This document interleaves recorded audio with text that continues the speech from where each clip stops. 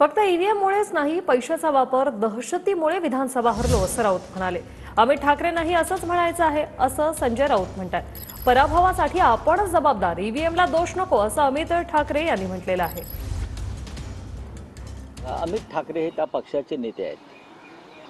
त्याने जे मत मांडलेलं आहे त्या मताचा आदर केला पाहिजे. ईव्हीएम महाराष्ट्रात कशा पद्धतीनं चालवलं गेलं हे आम्हाला माहिती. तरीही एक वर्ग असा आहे, त्यांना असं वाटतं की फक्त ईव्हीएममुळे पराभव झाला नसून मतदार यादीतले घोटाळे, पैशाचा वापर, दहशत ह्याच्यामुळे सुद्धा आम्ही निवडणुका हारलो.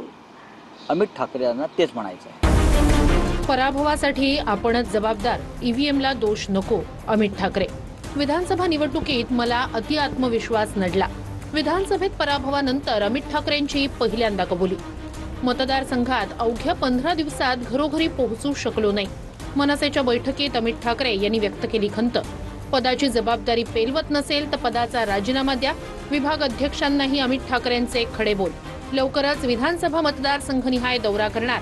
प्रत्येक पदाधिकाऱ्याशी थेट संवाद साधणार. पालिका निवडणूक अवघ्या 15 दिवसांवर येऊन ठेपली आहे, अशा भावनेतून कामाला लागा.